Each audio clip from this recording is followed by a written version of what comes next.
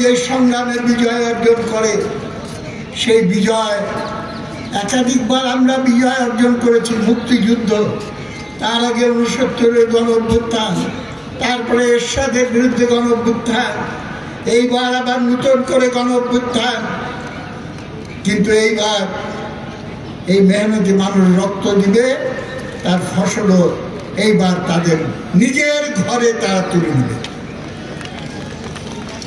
এবং সেইটা করতে হলে খালি লড়াই করে ঘরে বসে চলে গেলে চলবে না, নিজেদের সরকার গঠন করতে হবে।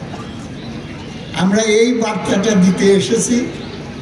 এইবার বামপন্থীরা সরাসরি নিজেদের সরকার কায়েমের জন্য তারা সংগ্রামে অবতীর্ণ হবে। আমি ডাক দিয়ে বলতে চাই, সমস্ত বামপন্থী শক্তি, প্রগতিশীল, উদার নৈতিক, সৎ, নিষ্ঠাবান জনগণ বলে দিয়েছে, মুখে মুখে স্লোগান, নৌকা লাঙ্গল পাল্লা মানে দাড়ি পাল্লা আর শীষ, সব সাপেরই দাঁতে বিষ। এই চারটাকে বাদ দিয়ে বাকি সবাই একত্রিত হন এবং নয়া যুক্ত ফ্রন্ট গড়ে তোলেন। সেই যুক্ত ফ্রন্টের সরকার এই দেশে প্রতিষ্ঠা করেন। এই বার্তা নিয়ে আপনাদের সামনে হাজির হয়েছে, এই আহ্বান নিয়ে হাজির হয়েছে। অভূতপূর্ব একটা গণ-অভ্যুত্থান হয়েছে, ফ্যাসিস্ট স্বৈরাচার শাসককে বিদায় নিতে হয়েছে। আমি বীর ছাত্র জনতার প্রতি আমি স্যালিউট জানাই, অভিনন্দন জানাই। কেন ছাত্র জনতাকে অভিনন্দন জানাই খুব ভালো করে বুঝবেন।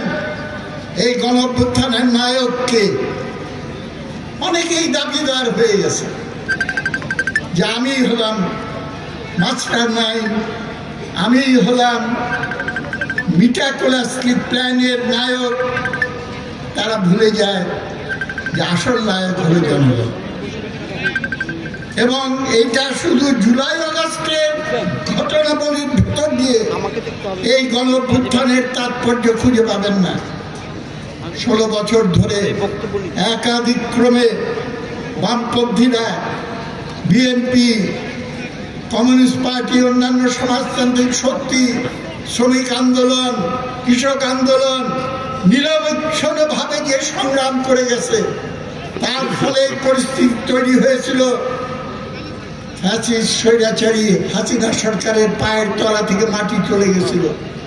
কোন মানুষ এই সরকারকে আর দেখতে পারত না এবং সময়ের অপেক্ষায় ছিল, বিস্ফোরণের অপেক্ষায় ছিল পরিস্থিতি। কোটা ইস্যুকে কেন্দ্র করে বিস্ফোরণটা ফেটে উঠে, এইটা না হলে আরেকটা ইস্যুতে হতো।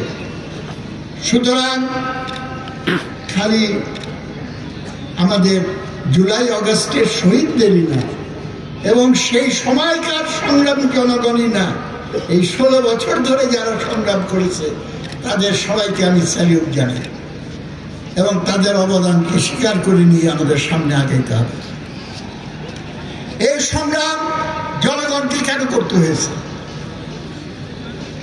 এনকোয়ারি কমিটি, অনুসন্ধান কমিটি বলে দিয়েছে 28 লক্ষ কোটি টাকা লুটপাট হয়েছে। 28 লক্ষ কোটি টাকা, মনে মনে একটু চিন্তা করে দেখেন, এটা কার সম্পদ? এটা আমাদের সম্পদ, সাধারণ নাগরিকদের সম্পদ। এই সরকার দেখলাম আমাদের ইনডাইরেক্ট ট্যাক্স, পরোক্ষ কর, ভ্যাট নাকি আবার বাড়াবে। ভ্যাট হলো পরোক্ষ কর, গরিব মানুষকেও 2 আনা দিতে হয়, কোটিপতিকেও 2 আনা দিতে হয়। এটা অন্যায্য, সরাসরি ট্যাক্স বাড়ায় না। সুতরাং এইভাবে আমাদের টাকা আত্মসাৎ করে রাখা হয়েছে এবং এই লুটপাটকে যাতে না হারাইতে হয় সেইটার জন্য ফ্যাসিস্ট শাসন এখানে কায়েম করা হয়েছিল।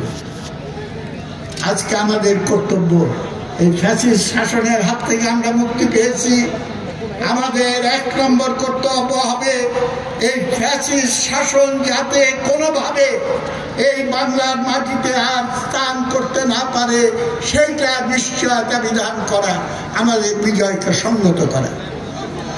কিন্তু বিজয়কে সংগত করলে আমাদের মনে রাখতে হবে শেখ হাসিনা